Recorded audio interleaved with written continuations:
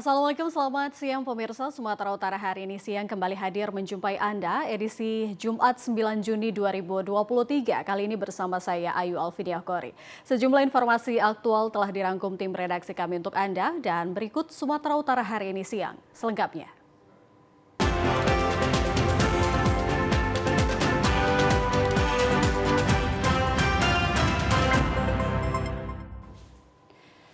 Kita awal informasi pertama pemirsa, tim operasional Polsek Sunggal berhasil mengamankan 2 orang pelaku perampok yang merampas sepeda motor dengan menggunakan senjata tajam.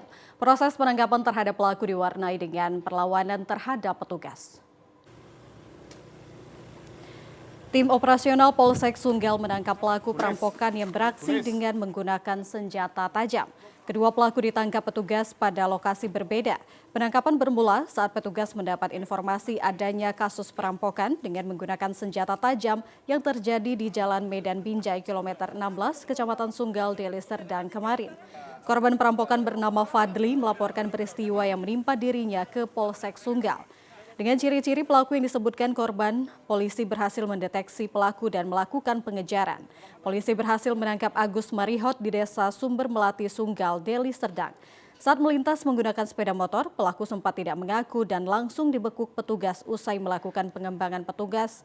Menangkap pelaku lainnya bernama Benget. Benget diamankan petugas saat bermain warnet di kawasan Diski Sunggal, Deli Serdang. Polisi kemudian melakukan penggerebekan di rumah pelaku lainnya bernama Ejep. Namun pelaku berhasil melarikan diri. Petugas hanya menemukan 1 pedang yang digunakan para pelaku saat beraksi merampas motor korban.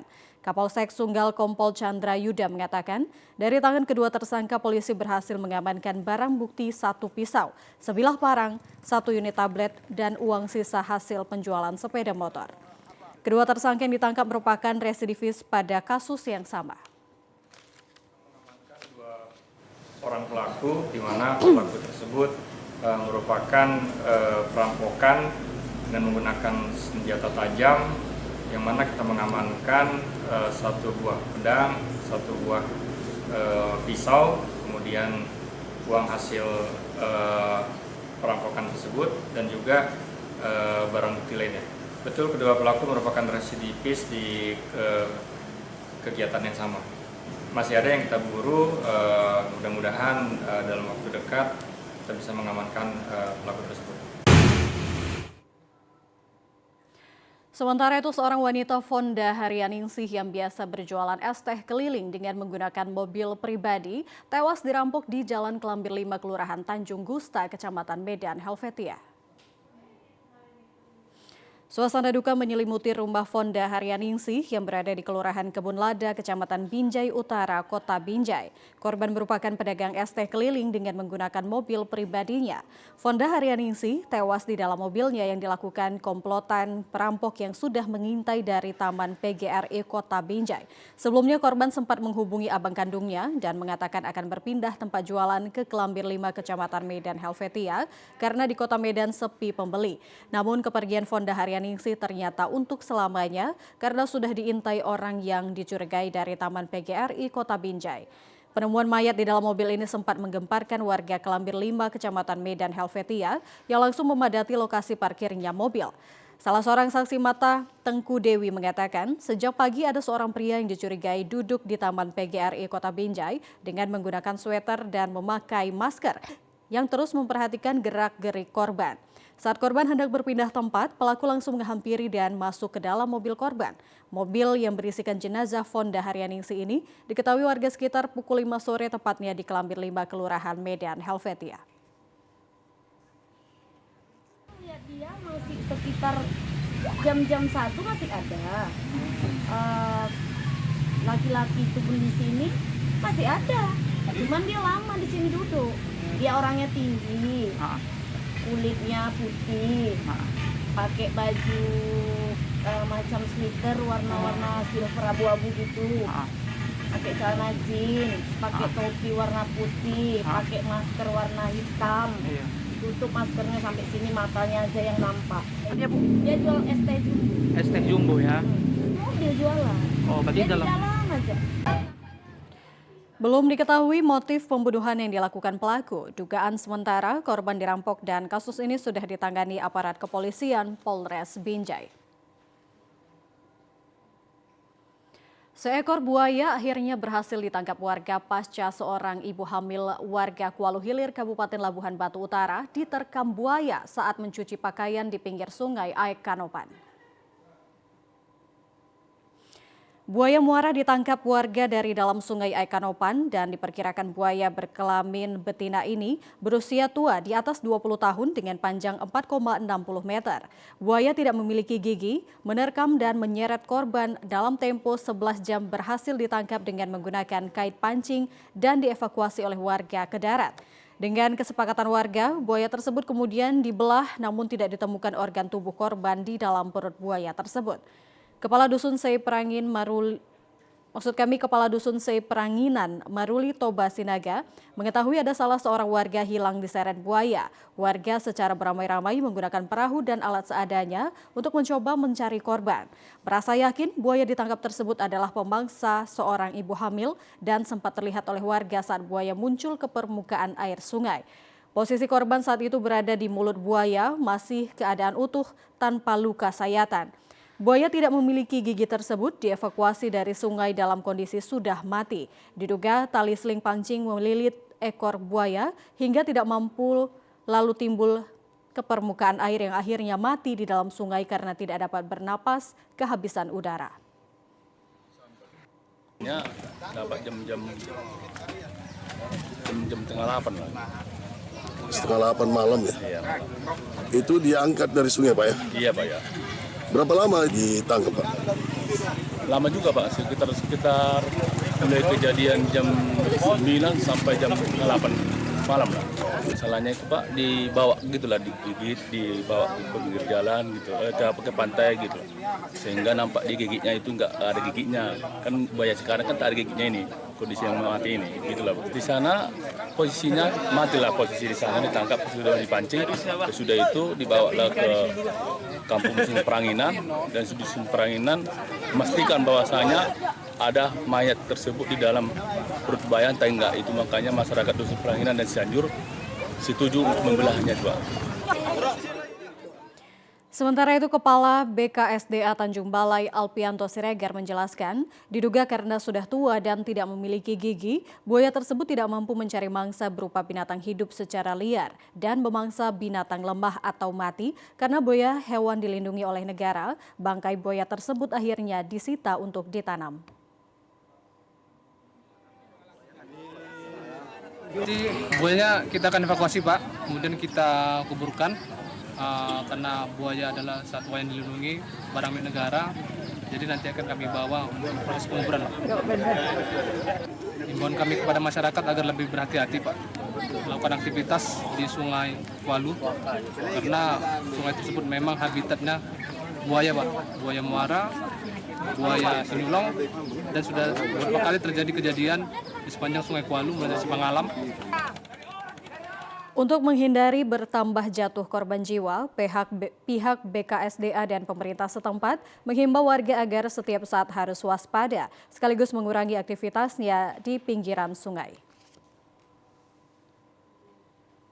Kita ke informasi lain pemirsa, harga ayam potong di Pasar Inpres Kota Pinang, Kecamatan Kota Pinang, Kabupaten Labuhan Batu Selatan naik mencapai Rp40.000 per kilogram. Pedagang tradisional di Pasar Inpres resah dengan naiknya harga ayam potong hingga mencapai Rp40.000 per kilogram. Kondisi ini menyebabkan aktivitas jual beli terlihat sepi. Sebelumnya harga ayam potong hanya berkisar Rp28.000 hingga Rp30.000 per kilogram.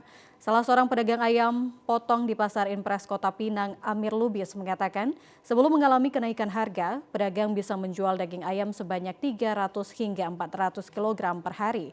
Namun setelah mengalami kenaikan, berdampak terhadap penjualan yakni 150 hingga 200 kg. Kenaikan harga ayam potong ini disebabkan minimnya persediaan ayam. Amir berharap harga ayam potong turun sehingga omset penjualan kembali normal. Harga ayam untuk hari ini Rp40.000 Bang. Per kilogramnya Bang? Ya, 1 kilonya Rp40.000. Harga sebelumnya Bang? Naik 35, 37 gitu. Jualnya biasa 300 kilo, 100 kilo. Dengan naiknya harga ayam ini bang? Merosot lah bang. Di 200 kilo, 150 kilo. Pembeli ya berkurang jauh bang. Selain ayam potong, harga ayam kampung juga mengalami kenaikan dengan harga Rp70.000 per kilogram. Kerusakan infrastruktur jalan provinsi di Kepulauan Nias terus terjadi. Pemerintah Provinsi Sumatera Utara telah diminta menuntaskan pembangunan jalan untuk dapat mendongkrak perekonomian di daerah. Infrastruktur jalan provinsi yang terus mengalami kerusakan berat merata terjadi di wilayah kabupaten kota di Kepulauan Nias. Namun yang terparah berada di Kabupaten Nias Kota, Gunung Sitoli, dan Nias Utara. Warga dan pemerintah di Kepulauan Nias menyebutkan, selain kurang maksimalnya penanganan pembangunan dan pemeliharaan infrastruktur oleh pemerintah Provinsi Sumatera Utara, faktor cuaca buruk dan gempa bumi yang kerap terjadi menjadi penyebab longsor dan rusaknya sejumlah ruas jalan. Kondisi rusaknya jalan sangat dikeluhkan masyarakat dan berharap pemerintah Provinsi Sumatera Utara serta Badan Nasional Penanggulangan Bencana BNPB memberikan perhatian khusus memperbaiki infrastruktur jalan pasca bencana di Kepulauan Nias.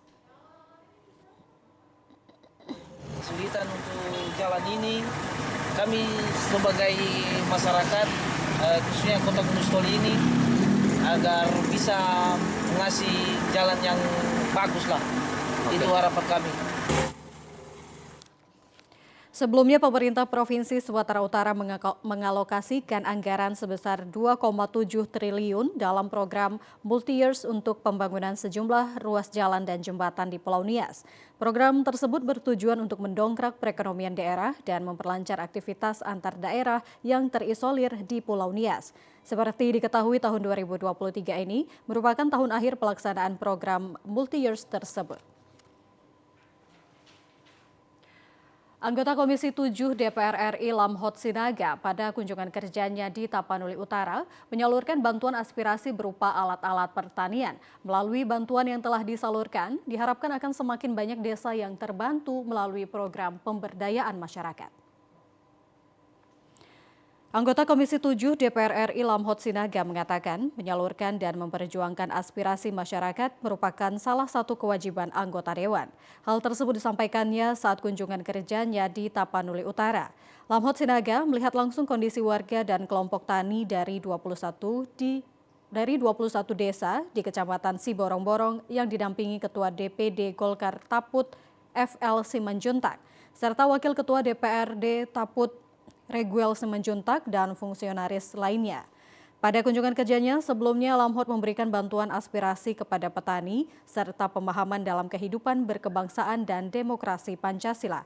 Dalam Bingkai Negara Kesatuan Republik Indonesia, ia mengajak warga untuk senantiasa hidup rukun dan damai, terutama menjelang pesta demokrasi yang akan digelar pada pemilu 2024 mendatang. Kunjungan kerjanya tersebut bertujuan untuk menyerap aspirasi masyarakat untuk pemenuhan kebutuhan masyarakat sehingga aspirasi itu harus diperjuangkan guna meningkatkan taraf hidup dan kesejahteraan masyarakat. Menurutnya dengan kunjungan masyarakat di desa seperti yang telah dilakukannya pada kurun waktu 4 tahun terakhir ini untuk melihat dan mendengar keluhan masyarakat di dapilnya sehingga dapat diketahui hal-hal apa yang dapat diperjuangkannya melalui Komisi 7 DPR RI di Senayan. Sementara itu dalam upaya meningkatkan perekonomian masyarakat melalui kebijakan program pemberdayaan masyarakat, salah satunya dengan memberikan infrastruktur pendukung untuk kelompok tani. Bantuan yang diberikan sebanyak 130 unit hand sprayer elektronik, 7 unit hand traktor, serta 2 unit mesin pemipil jagung yang diserahkan langsung kepada masyarakat. Penyaluran bantuan aspirasi ini merupakan komitmennya kepada masyarakat yang sudah memberikan kepercayaannya sebagai wakil rakyat.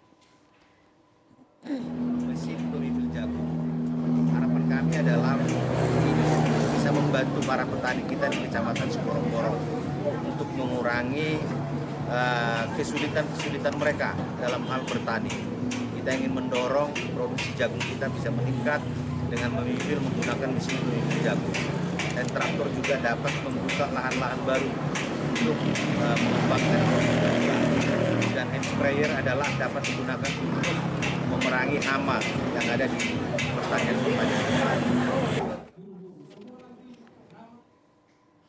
Pemirsa, informasi aktual lainnya akan kami hadirkan sesaat lagi, tetaplah bersama kami. لبيك اللهم لبيك لبيك لا شريك لك لبيك إن الحمد والنعمة لك والملك لا شريك لك. Pemirsa, sebanyak 151 jemaah calon haji yang tergabung pada kloter 18 diberangkatkan dari Masjid Agung Nur Ala Nur Panyabungan menuju asrama haji Kota Medan. Satu orang gagal berangkat karena sakit. Usai sholat subuh berjamaah di Masjid Agung Nur Ala Nur Panyabungan, sebanyak 151 jemaah calon haji diberangkatkan menuju asrama haji Kota Medan sekitar pukul 6:30 waktu Indonesia Barat. Dari halaman Masjid Agung Nur Ala Nur Panyabungan menggunakan 5 bus antar lintas Sumatera didampingi Wakil Bupati Mandailing Natal Atika Azmi Utami Nasution. Satu orang jemaah warga Panyabungan gagal berangkat karena kondisi kesehatan kurang baik. Total jemaah calon haji yang melunasi ongkos haji sebanyak 152 orang yang tergabung pada kelompok terbang 18. Jemaah calon haji asal Mandailing Natal ini seharusnya berangkat dari Asrama Haji Kota Medan menuju Tanah Suci Mekah pada 11 Juni 2023. Bupati Mandailing Natal Muhammad Jafar Suhairi Nasution berpesan, jemaah calon haji menjaga kesehatan, saling membantu satu sama lain, dan menjadi haji yang mabrur. Mendoakan Kabupaten Mandailing Natal dijauhkan dari bencana serta diberikan keberkahan. Berangkatkan kloter 18 calon jemaah haji Kabupaten Natal, tentunya kita berharap agar para calon jemaah kita nanti sesampainya nanti di Tanah Suci menjaga kesehatan terutama tentunya. Harapan kita juga bagaimana memanfaatkan waktu agar kualitas dan manfaat. Kita berharap agar sesama jemaah harus saling kompak, tolong menolong, saling memperhatikan, karena bagaimana sesampainya di sana, Masya Allah luar biasa, bagaimana kondisi fisik harus fit.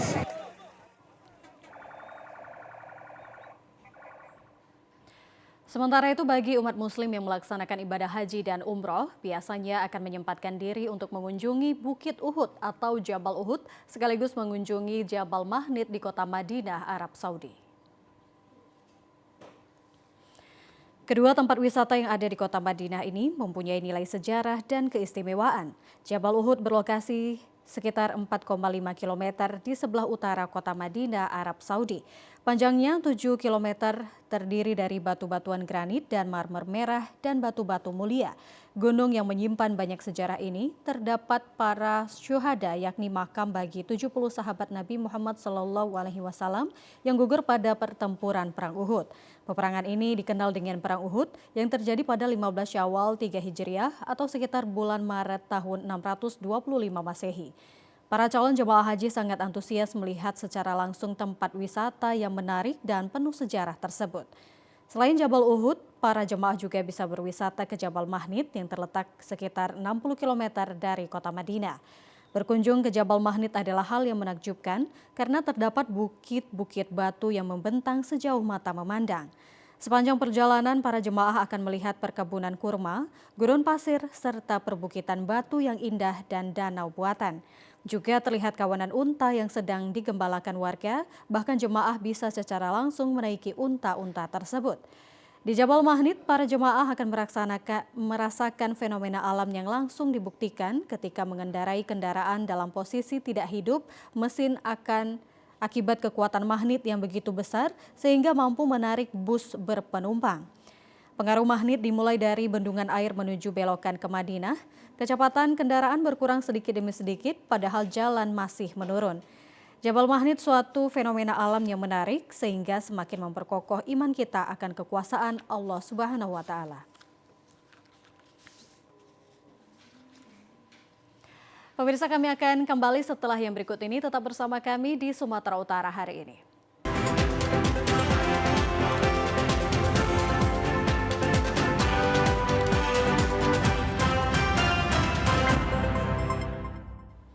Terima kasih Anda kembali bersama kami di Sumatera Utara hari ini.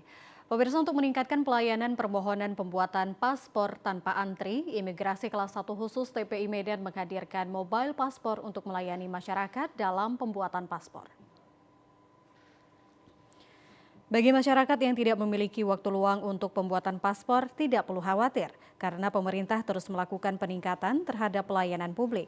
Seperti kantor imigrasi kelas 1 khusus TPI Medan yang terus melakukan sosialisasi tentang pelayanan permohonan paspor secara mobile. Saat ini masyarakat yang akan mengajukan permohonan pembuatan paspor dapat memilih waktu dan lokasi sesuai jadwal yang diinginkan. Masyarakat yang akan membuat pengajuan paspor bisa mendownload aplikasi mobile paspor terlebih dahulu setelah verifikasi data sesuai domisili dan menentukan tanggal kedatangan ke imigrasi. Selanjutnya akan mengikuti proses wawancara, foto, sidik jari, dan lainnya. Paspor akan selesai dalam waktu 4 hari kerja. Terlihat pemohon pembuatan paspor di Kota Medan sedang melakukan sesi wawancara, verifikasi data di kantor imigrasi kelas 1 khusus TPI Medan Jalan Gatot Subroto, Medan kemarin. Kabid TK Keimigrasian Kantor Imigrasi Kelas 1 khusus TPI Medan Aditya P. Barus mengatakan, pada wawancara dan verifikasi data, petugas melakukan perekaman foto sidik jari dan lainnya. Untuk mengakomodir masyarakat pada pengajuan paspor, imigrasi menyediakan program inovasi praktik baik, salah satunya adalah Smart Easy Passport. Layanan ini adalah layanan secara kolektif dan akan diproses pada hari libur kerja. Ya, jadi setiap kantor imigrasi itu telah membuka layanan paspor secara elektronik melalui aplikasi tadi. Di situ terdapat kuota paspor di setiap kantor. Tidak harus juga di kantor imigrasi Medan. Di Medan ini ada beberapa kantor imigrasi. Ya, di Belawan ada, di Kolonia ada, atau kita punya unit layanan paspor di daerah Kuala Namu. Nah, itu dapat dimanfaatkan oleh masyarakat juga sehingga tidak terfokus hanya di kantor imigrasi Medan. Nah, silakan lihat kota yang ada di situ, pilih kantornya, nah, lalu tinggal berproses seperti yang tadi kami jelaskan. Bagi masyarakat yang telah mengikuti sesi wawancara dan verifikasi data dan dinyatakan lulus oleh petugas, maka pemohon bisa langsung mengajukan permohonan pengiriman paspor ke loket pos yang telah bekerja sama dengan kantor imigrasi. Bobi Afif Nasution menyikapi dirinya masuk dalam bursa calon gubernur Sumatera Utara tahun 2024. Merespon hal tersebut, Bobi menyebut masih ingin menyelesaikan pekerjaan di Kota Medan.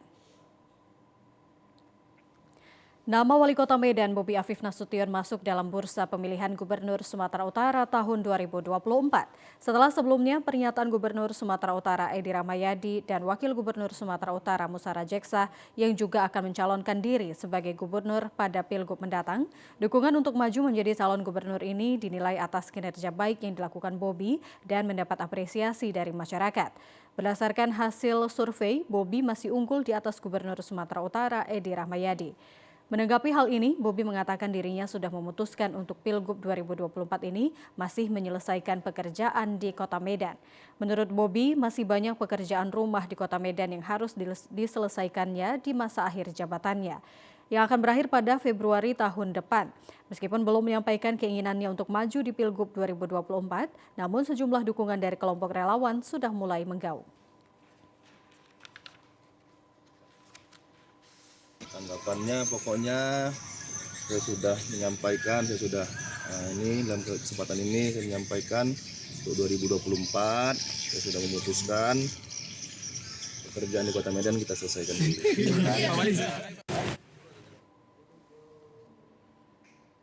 Pemirsa, informasi menarik lainnya akan kami hadirkan sesaat lagi. Tetaplah bersama kami di Sumatera Utara hari ini.